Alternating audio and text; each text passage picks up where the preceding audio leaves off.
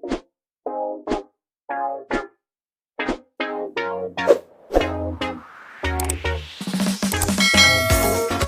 guys, good morning. This is me again, Jepo, and welcome to my channel. Here with me is Mike Pamangkin, si Kim. Camera shy siya. So for today's video guys, pala pupunta tayo ng Legazpi City kasi sasadyay natin yung Aguila Glass para mapalitan na yung ating windshield itong sa harapan. Kasi kita nyo naman yung nasa left side, itong nasa corner left, nakikita nyo meron siyang scotch tape. So yan yung pinag-scotch tapean ko kasi meron siyang crack and lumalaki yung crack niya or gumagapang yung crack niya as often trips go by. Wow. So yun, kailangan natin siyang papalitan na kasi yun nga, habang tumatagal gumagapang yung crack niya at mas lumalaki lalo yung damage. So papalitan na natin siya. And nandito na pala tayo guys sa Malilipot. Actually ang tawag hindi naman ako sanay sa lugar na to. Dito tumira din ako naman. Eto na naman ako sa tumira naman. Totoo naman, tumira talaga ako dito sa sa Albay, sa Tabaco. Dito ako nag-elementary, pero hindi ko kabisado yung mga lugar. Pero I was told. Pagkatapos ng Tabaco ay Malilipot, and then Bakakay, and then Santo Domingo, and then Legazpi na. So eto Malilipot na. Ang bilis, 'di ba?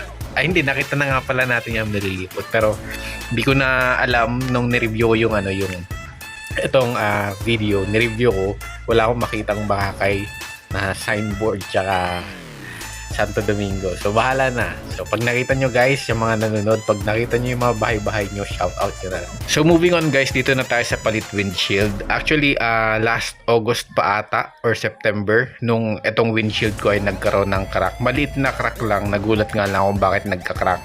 And then sabi ko isa-salvage ko muna kung pwedeng lagyan ng alam mo yan, yung glue. Bumili naman ako ng glue, tapos sinunod ko yung instruction pero wala taga nangyari.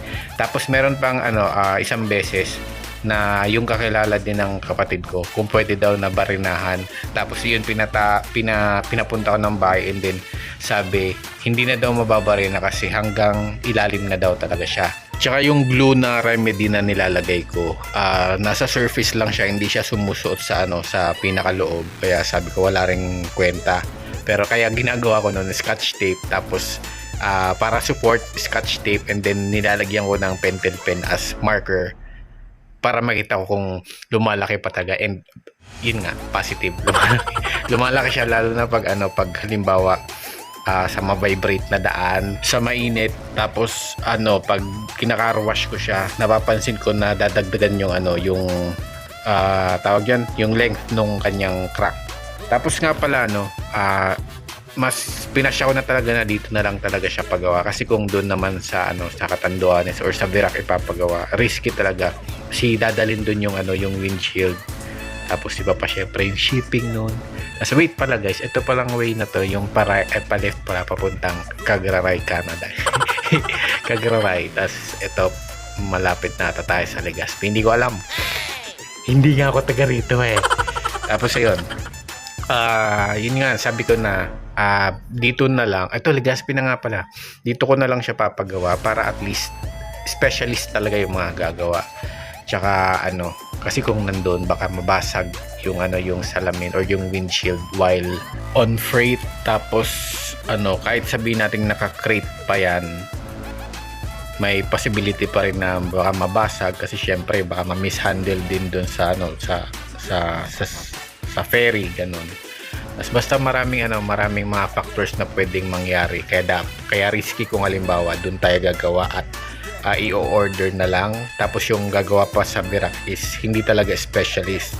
Kumbaga gagawa lang sila kasi gumagawa sila ng mga salamin sa bahay, wherein magkaiba talaga yun kasi yung sa bahay hindi naman moving yung mga salamin, diba? Tsaka iba yung gagamitin na sealant, magkaiba yung sealant na gagamitin nila. And yun nga pala guys, update, nandito na tayo sa Rawis kasi nakita ko na yung Mariners. Alam ko yung Mariners na sa Rawis, Legazpi City. So ilang minutes pa ata, tapos nandito na rin tayo sa University of Santo Tomas, Legazpi. Kaya pala hinahanap ko yung Aquinas University kasi ang alam ko after ng tulay Aquinas University, ngayon pala University of Santo Tomas na Legazpi. Tapos buti nag-waste pala tayo dito kasi hindi ko rin kabisado kung saan yun. And eto, nagwi-waste tayo para ituro sa atin yung daan. Alam ko may daan dun sa sa pagkatapos ng tulay after ng UST, pero dito tayo kasi ito yung tinuro ng ating Waze. Okay. Tapos pala tandaan ko pala dito, or tandaan nyo guys, pag halimbawa punta kayo ng Aguila, pag nakita nyo na yung corner na Caltex, yun, mag-turn right na kayo, tapos dire-diretso lang. And diretso lang. Pag nakita nyo na naman yung duplicate, tama, hindi, yung dami ng ng Eiffel Tower, ito, Paris, wow. Liliko na tayo dito sa left. Ano ba to? Marison ba to o Madison? Ayan, diretso na tayo dito. Diretso lang to. Tapos makikita na natin yung Aguila Glass. Palatandaan uli kung pupunta kayo dito, kung sakali man, pag mula dun sa sa kanto ng Marison Hotel ba yun? Or basta yung may Eiffel Tower na dummy. Diretso nyo lang, tapos may madadaanan kayong crossing dito. Ito, crossing na merong stoplight sa Sea Oil. Diretso pa. Tapos, ayan na, makikita nyo na yung SM, yung likod ng SM. Ito, nasa left side ko. Ayan. Tapos, diretso pa ng konti, kahilera ng SM. Ayan, makikita yung Yokohama, and then after ng Yokohama, ito na, nandito na tayo sa ating destination, sa Aguila Glass. So, ngayon, bibigay ko din yung, yung Facebook nitong Aguila. Kasi dalawa yung Aguila na makikita nyo sa Facebook pag hinanap nyo. Yung Aguila na basta yung red, tapos itong Aguila Glass na merong logo talaga ng Aguila. So dito tayo ngayon. So nandito na tayo guys. Patirahin na natin dito sa mga taga dito sa Aguila.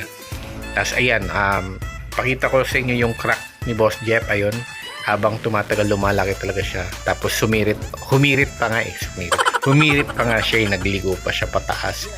So ito, antay na muna tayo. Ayan, makikita nyo ang daming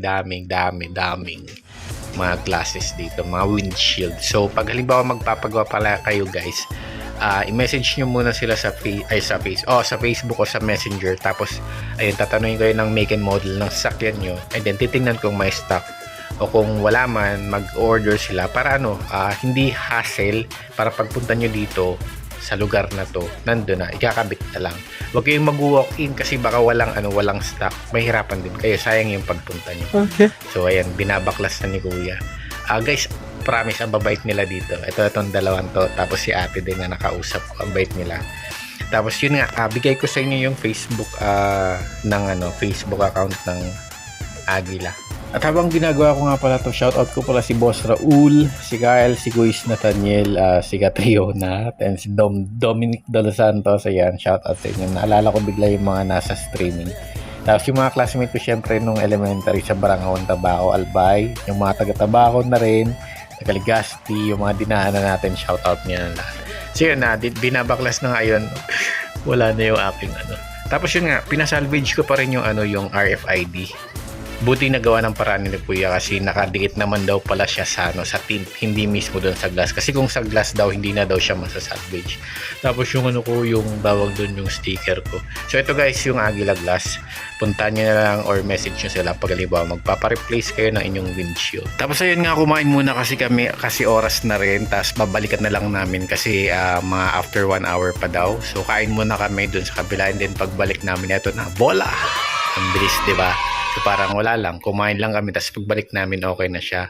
And then yun nga pala guys, after namin ito, pupunta kami dito sa kabila sa Yokohama. Ito nga, para ipa-check natin or pa-scan natin yung check engine ni Boss Jeff. And sabi nga nitong nag-check, ayun, pinalitan naman na oxygen ito? Pinalitan so cylinder head gasket kaya tapos so di man nag-check engine dati, tapos kung pinalitan so cylinder head gasket, pagbalik gawa na ito. Ang may tama kayo sa iyo, oxygen sensor, meaning karap na ini. Kaya garo yung sensor. Sabi nga, engine coolant temperature sensor daw, tsaka oxygen sensor yung may problema. And then reset naman ni Kuya, and di pa rin naalis, kaya kailangan daw palitan na lang yun. Wala naman daw problema sa pag nagda-drive. Kaya nga lang daw pag halimbawa nag-overheat, hindi mag-i-indicate. Pero pinalitan na naman natin yung radiator tsaka cylinder head gasket. So hanggang dito na lang muna guys. Thank you ulit sa panonood. Thank you. Bye-bye.